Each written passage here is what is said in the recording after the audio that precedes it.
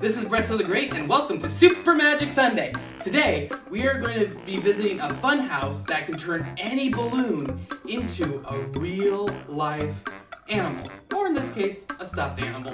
We're also going to be doing a new segment for this show called Guess That Balloon Animal, where I'll make a balloon animal and you guys guess what it is.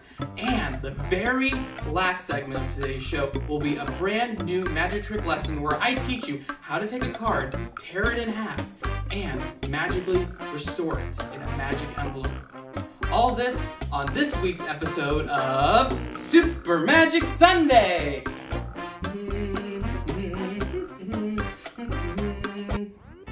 Oh, hi everybody! Welcome to Super Magic Sunday. This is my magic fun house that pretty much takes any balloon and transforms it into a stuffed animal. So this is really cool.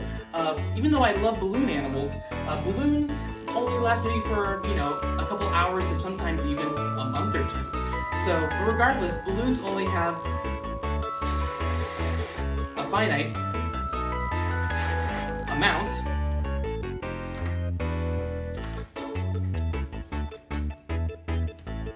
of life.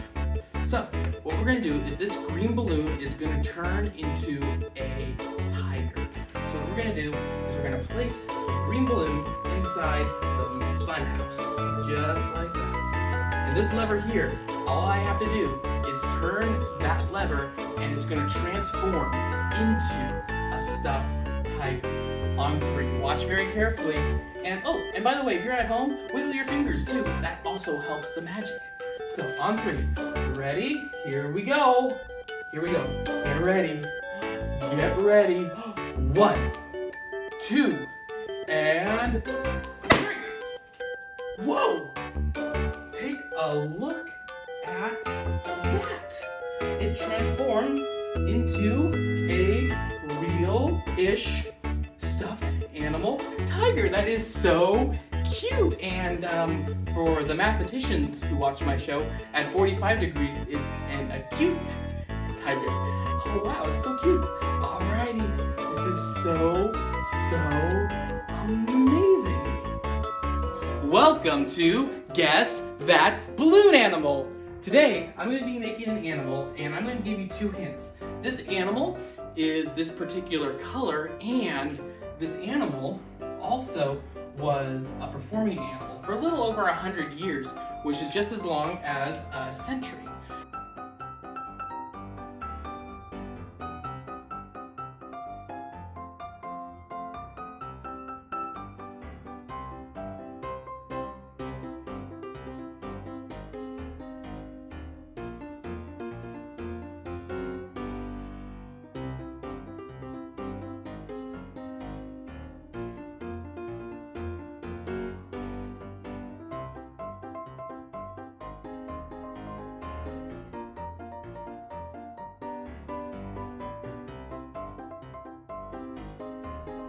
If you guessed an elephant, well, congratulations, you win! Thank you for playing this week's edition of Guess That Balloon Animal, and look forward to showing other editions of this game as well.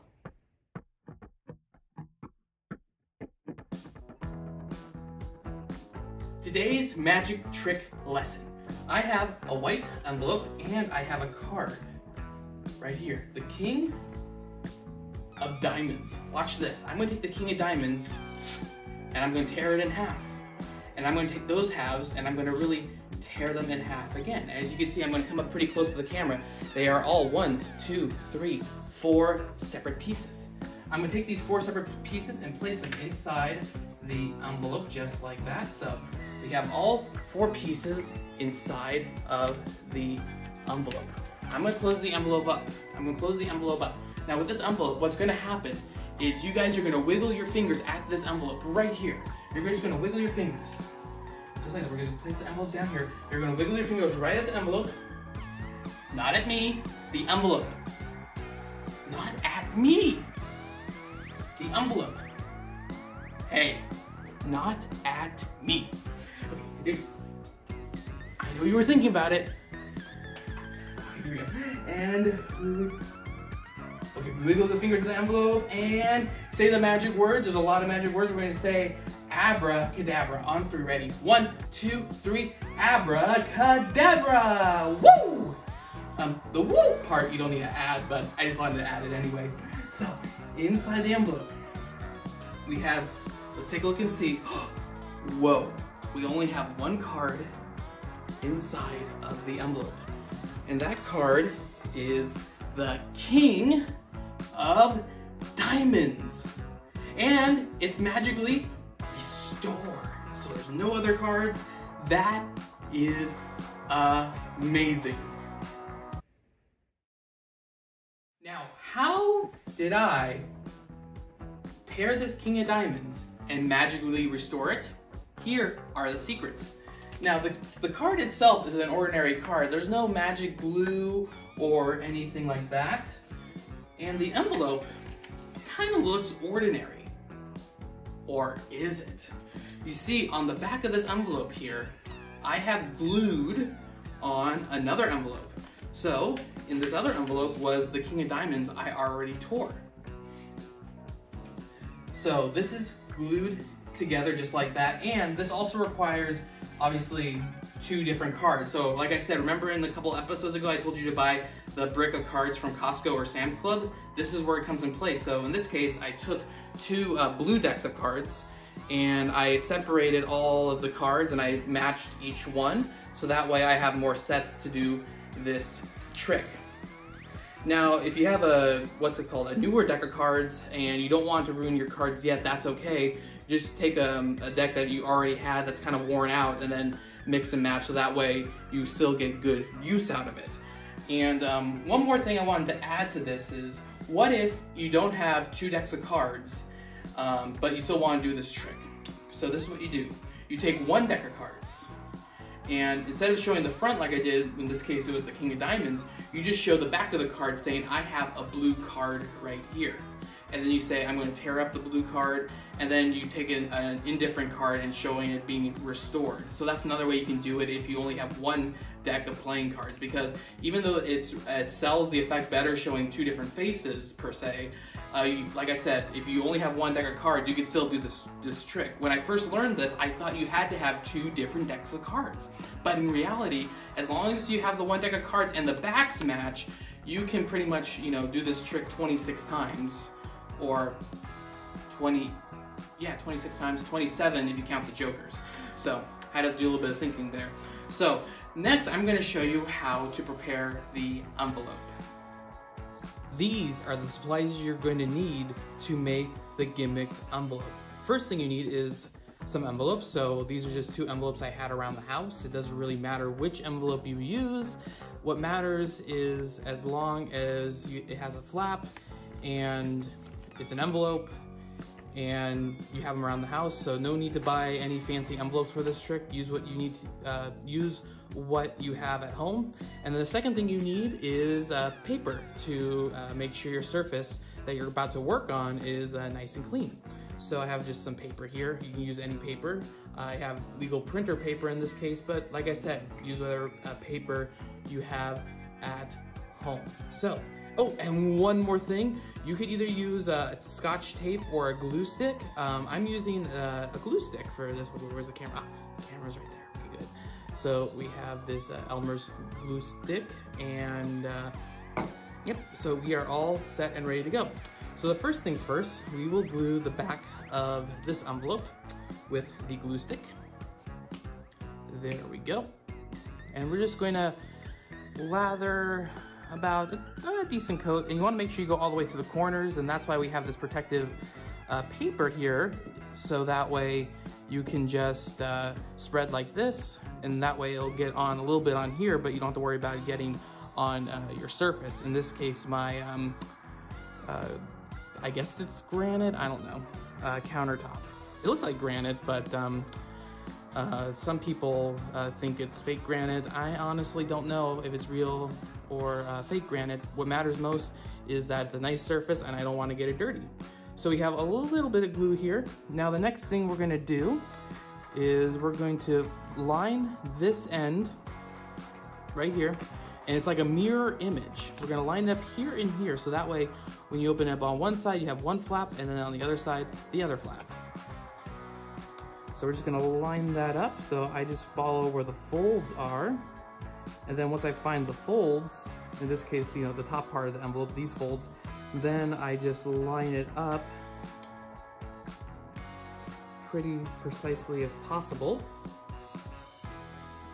And once I have this corner precisely in place, and this corner, I know that the rest of my setup will be about the same. Which is good in this case, because sometimes envelopes, even though they come from a factory and they're all cookie cutter in the sense of how these are made in the factories and prepped for mail, at the same time, sometimes they're off by just a tiny, tiny bit. So I'm really happy that this all worked out. So this is how you make the envelope for this trick. You have now prepared your envelope for the trick, so let's prepare the trick to perform the trick.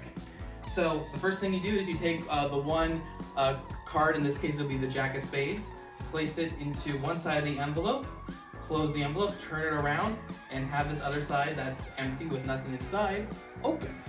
Perfect, and place it towards the edge of the table towards the back, so that way when you pick it up, you can easily keep this part closed. So, to begin the trick, you show the playing card all around, or if you're doing it in the case of not having not having the same face card, but you're having the same back, just show the back, don't flip it around. You say, hey, I have a playing card here. Take a look, it looks amazing. And then you start to tear the card, and you actually show that you're actually tearing it. Just like that, you show all 4 pieces. Then, you grab the envelope, just like the way I showed you, and you place all 4 pieces inside. 1, 2, 3, and 4. Then you close the envelope up. Now this is where the misdirection comes in. So I come here, just like that, to explain, you know, I say some random things here and there. And while I was doing that, I actually flipped the envelope around.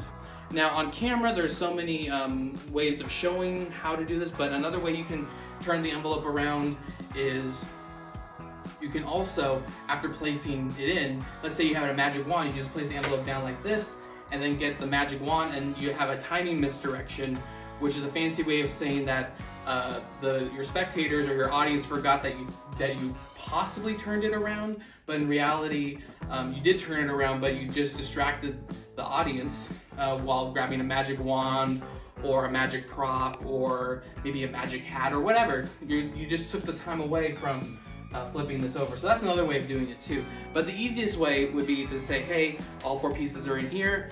Now we are going to restore the card with magic. And then you place it down like this. That's another way of doing it. So then you wave your little magic finger, say abracadabra, and you add the woo part if you want to. I just added it and say woo! And then, just like that, you have the card that is magically restored.